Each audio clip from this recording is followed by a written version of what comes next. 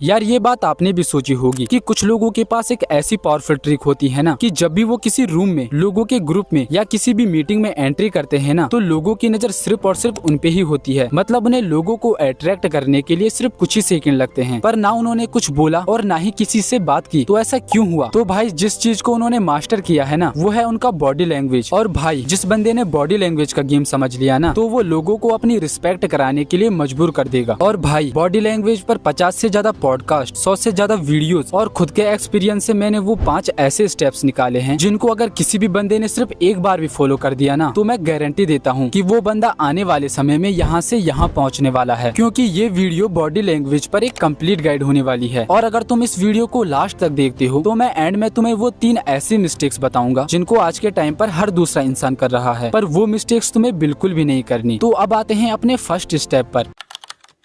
तो भाई एक कॉन्फिडेंट बॉडी लैंग्वेज का सबसे पहला पार्ट ये होता है कि तुम खड़े कैसे होते हो, और यही तुम्हारा पहला इंप्रेशन होता है। बट पता नहीं कुछ लोग ये क्यों सोचते हैं कि सिर्फ लुक्स और कपड़े ही मैटर करते हैं, पर भाई ये रियलिटी नहीं है। हाँ ये सच है कि पहले मैं भी यही सोचता था कि सिर्फ लुक्स और कपड़े ही मैटर करते हैं, पर जब मैंने बॉडी लैंग्वेज पर रिसर्च की और इन पॉइंट्स को खुद पर अप्लाई किया तो मुझे पता चला कि जिसको मैं आज तक रियलिटी समझता था वो तो बस एक ट्रैप था। और इसीलिए मैंने तुम्हारा ये भ्रम पहले ही फर्स्ट स्टेप में ही क्लियर कर दिया, ताकि तुम जितनी जल्दी हो सके इस ट्रैप से बाहर निकल पाओ। और मेरे भाई रियलिटी तो ये है कि तुम्हारा पोस्चर ही सबसे पहले बोलता है। अगर तुम झुके हुए हो, शोल्डर से डाउन है और तुम्हारी गर्दन भी नीचे है, तो फिर सामने वाला बंदा समझ जाता है कि तुम कॉन्फिडेंट नहीं हो। पर जब तुम सीधा खड़े होते हो, शोल्डर से रिलैक्स होते हैं और गर्दन भी स्ट्रेट होती है, तो फिर तुम इंस्टेंटली अट्रैक्टिव और कॉन्फिडेंट लगने लगते हो, वो भी बिना एक शब्द बोले। और यही छोटी छोटी चीजें तुम्हें देखने का पूरा माइंडसेट चेंज कर देती है। और हाँ, जब भी तुम सीधे खड़े होते हो ना, तो तुम्हारी वॉइस भी ऑटोमेटिकली बेटर लगने लगती है। और तुम्हें यकीन ना आ रहा हो तो फोन को साइड में रखो और एक ही शब्द को 2 बार बोलो। एक बार गर्दन और पोस्चर को नीचे रख के और एक बार सीधे खड़े होकर। तुम्हें डिफरेंस खुद दिख रहा होगा, क्योंकि एक सीधा पोस्चर वॉइस को स्ट्रॉन्ग और क्लियर बना देता है। और तुम्हें पता ना हो, पर पोस्चर का इफेक्ट सिर्फ लोगों पर नहीं बल्कि तुम्हारे ब्रेन पर भी पड़ता है। जब भी तुम झुक कर खड़े होते हो ना, तो तुम्हारा ब्रेन फील करता है कि यार मैं तो एक वीक इंसान हूँ। पर जब भी तुम सीधे खड़े होते हो ना, तो तुम खुद नोटिस करना कि तुम्हारे दिमाग को सिग्नल मिलता है कि यार मैं तो कॉन्फिडेंट हूँ। और फिर वहीं से तुम्हारे बॉडी लैंग्वेज का ऑरा बिल्ड होने लगता है। तो याद रहे, कभी कभी तुम्हारा पोस्चर ही तुम्हारे बारे में वो कह देता है जो तुम्हारे शब्द नहीं कह पाते। तो इस स्टेप को फॉलो करो और अपने पोस्चर को इम्प्रूव करना स्टार्ट कर दो।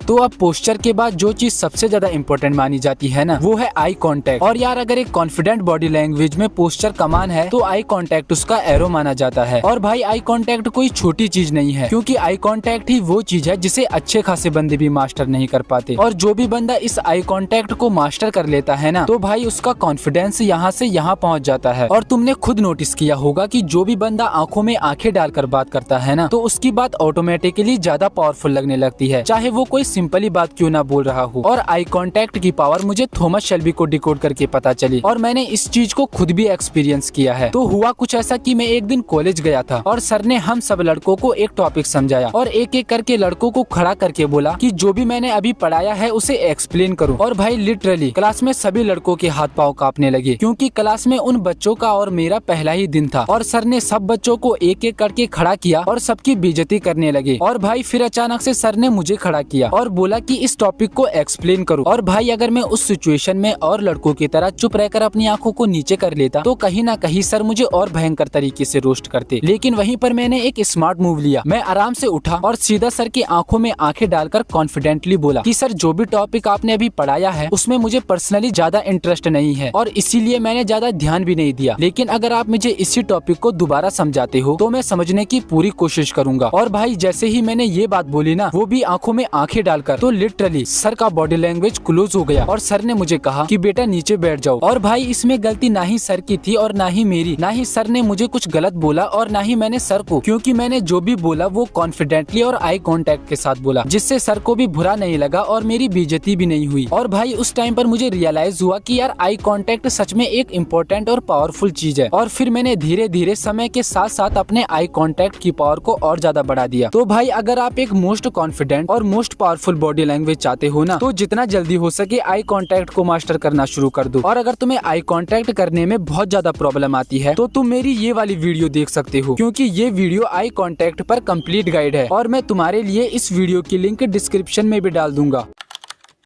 अब तुमने ये चीज तो पक्का नोटिस की होगी कि जब भी कोई पॉलिटिशियन, लीडर या फिर एक्टर जब भी कुछ बोलते हैं ना, तो अपने हाथों का यूज करते हैं, जिससे उनकी बात ज्यादा जल्दी समझ में आती है और वो कॉन्फिडेंट भी दिखते हैं। पर वहीं कुछ लोग ऐसे भी होते हैं कि जब भी वो कुछ बोलते हैं ना, तो वो अपने हाथों को चिपका देते हैं और एक क्लोज बॉडी लैंग्वेज बना देते हैं, जिससे उनकी पूरी बॉडी डल लगने लगती है। पर तुम्हें ये चीज बिल्कुल भी नहीं करनी, क्योंकि तुम्हारे हाथ ही तुम्हारी एनर्जी को दिखाते हैं और जितना नेचुरल तुम्हारे हाथों का मूवमेंट होगा, उतना ही ज्यादा तुम रियल दिखते हो। लेकिन हाँ, इसका मतलब ये नहीं है कि तुम हर सेकंड हाथ हिलाओ। नहीं भाई, तुम्हें ये चीज नहीं करनी, क्योंकि इससे फिर तुम्हारे हाथों का मूवमेंट ओवर लगने लगता है, जिससे सामने वाला बंदा डिस्ट्रैक्ट हो जाता है। तुम्हें बस बैलेंस करना सीखना होगा। जब भी तुम कुछ बोलते हो ना, तो अपने हाथों को अपने चेस्ट के पास रखो और जब भी किसी पॉइंट पर जोर देना हो तो अपने गेस्चर का यूज करो। जैसे अगर तुम किसी को बोलते हो कि भाई जो अब मैं तुम्हें बताने वाला हूँ वो बहुत ज्यादा इंपॉर्टेंट है, तो इस सिचुएशन में तुम्हें अपने हाथों के साथ साथ अपने गेस्चर का यूज भी करना होगा और इससे ही तुम्हारा मैसेज ज्यादा पावरफुल लगता है। तो चलो मैं तुम्हें एक सिंपल प्रैक्टिकल स्टेप बताता हूँ। तुम बस मिरर के सामने खड़े हो जाओ और 2 मिनट के लिए खुद से बात करो और अपने हाथों को ऑब्जर्व करो कि तुम्हारे हाथों का मूवमेंट क्या है। अगर हाथ डल लग रहे हैं तो उन्हें थोड़ा ओपन रखो, अगर वो ओवर लग रहे हैं तो थोड़ा उन्हें काल्म डाउन करो। और मेरी ये बात हमेशा याद रखना, तुम्हारे हाथ ही तुम्हारे वर्ड्स को जिंदा करते हैं और जिन बातों को तुम कह नहीं पाते ना, वो तुम्हारा गेस्चर कह देता है। तो अब तुमने ये स्टेप तो मास्टर कर लिया, तो अब आते हैं अपने चौथे स्टेप पर।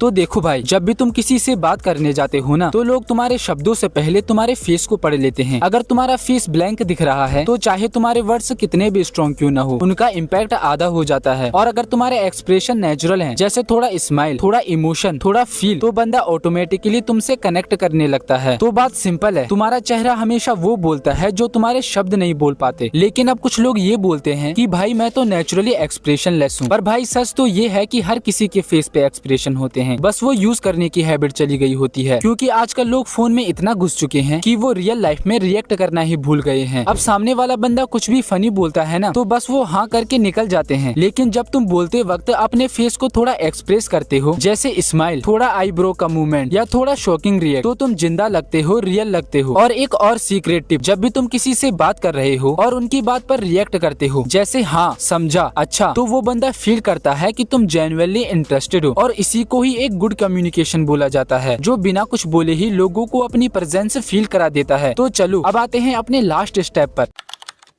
अब जब भी तुम कॉन्फिडेंट दिखने की कोशिश करते हो ना, तो तुम और ज्यादा ऑकवर्ड लगने लगते हो, जिससे तुम्हारी बॉडी अकड़ जाती है और फिर तुम्हारी बॉडी के एक्सप्रेशन भी फेक लगने लगते हैं। और फिर तुम अपने हर एक मूव पे ये सोचने लगते हो कि यार लोग क्या सोच रहे होंगे। पर याद रखना, कभी भी असली कॉन्फिडेंट दिखाया नहीं जाता, वो तो तब आता है जब तुम जेन्युइनली अपने आप में कंफर्टेबल होते हो और जब तुम अपनी बॉडी को फोर्स नहीं करते और जिससे तुम्हारे जेस्चर भी नेचुरली फ्लो करते हैं। रिलैक्स बॉडी का मतलब होता है कि तुम अपने स्पेस में कंफर्टेबल हो, तुम हर मूवमेंट पे प्रेजेंट होते हो और तुम्हारा अपने ऊपर कंट्रोल भी रहता है। और फिर वही काल्म एनर्जी तुम्हारी बॉडी से निकलती है जो लोगों को सबसे ज्यादा अट्रैक्ट करती है। चाहे तुम क्राउड के बीच हो या किसी कैमरे के सामने, जो बंदा रिलैक्स होता है ना, वो हमेशा पावरफुल लगता है। उसके अंदर एक साइलेंस होता है, पर वो साइलेंस वीक नहीं होता, वो तो कॉन्फिडेंट का साइन होता है। लोग तुम्हें तब फील करते हैं जब तुम खुद शांत फील कर रहे होते हो, ना कोई ओवर एक्टिंग और ना ही कोई फेक स्माइल, सिर्फ एक रियल प्रेजेंस जिसमें तुम अपने आप को एक्सेप्ट कर रहे होते हो। और जब तुम अपने आप को एक्सेप्ट कर लेते हो ना, तब तुम्हें किसी को प्रूव करने की नीड नहीं रहती। फिर तुम्हारे जेस्चर ही नेचुरल लगते हैं, वॉइस स्टेबल होती है और आंखों में भी एक पीस दिखाई देता है। और यही रियल बॉडी लैंग्वेज होता है, जो अंदर के कॉन्फिडेंस से निकलता है, ना कि कोई दिखावा करने से। तो अगले टाइम जब भी तुम कहीं जाओ तो याद रखना, रिलैक्स रहो, तुम अपने आप में ही ऑलरेडी इनफ हो। और जो बंदा अपने आप में ही शांति में होता है ना, उसे दुनिया कभी भी इग्नोर नहीं कर सकती। तो यही थे वो 5 स्टेप्स जिन्हें तुम्हें फॉलो करना है। तो अब बात करते हैं उन मिस्टेक्स की जिनको हर कोई करता है, पर तुम्हें वो बिल्कुल भी नहीं करनी।